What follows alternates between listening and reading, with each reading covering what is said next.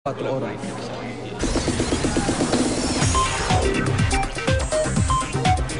Chika Minutes! Nag-enjoy sina Julian San Jose at Elmo Magalona sa pakikipag-chat sa kanilang fans. Tuwang-tuwa nga sila sa magandang feedback tungkol sa kanilang showbiz careers na patuloy na humahataw. Yan ang chika ni Kata Tibayan. First time ni na Julian San Jose at Elmo Magalona na mag-GMA Live iChat.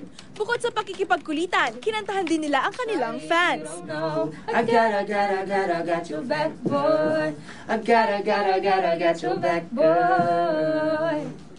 Natutuwa ang dalawa sa magandang feedback mula sa fans lalo't at may mga napatunayan na rin sila sa kanilang young showbiz careers.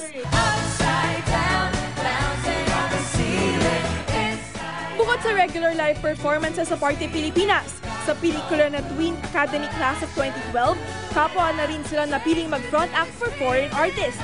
Matapos mag-front act ni Elmo for Miley Cyrus kamakailan, si Julian naman ay napili na mag-front act for David Archuleta. Written in the Stars. May ginawa kasi akong cover. So, ayun. I think that would be easier for me to sing that song. Paano ko na mag-rap? I got a text from her, she said come through. Mas pinagbubuti naman ni Elmo ang kanyang trabaho at pursigido siyang magkaroon ng kanyang first solo album.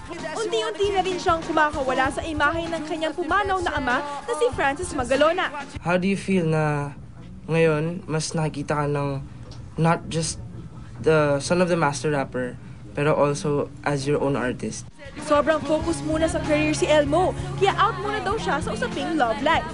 Kahit lagi silang tinutukso sa isa't isa, hindi raw nag-iiba ang pagtingin ni Elmo kay Julian na pinaka-close niyang kaibigan. Natutuwa nga siya for Julian na tila isa ng crush ng bayan. Among the twin guy stars, kanino naman kaya boto si Elmo for Julian? Si Joshua nga yung pinaka-kilala ko sa kanila lahat, and siya yung naka-work ko na before, and yun, mas ano lang, siguro comfortable ako sa kanya, ganun. Kata Tibayan updated sa Showbiz Happening.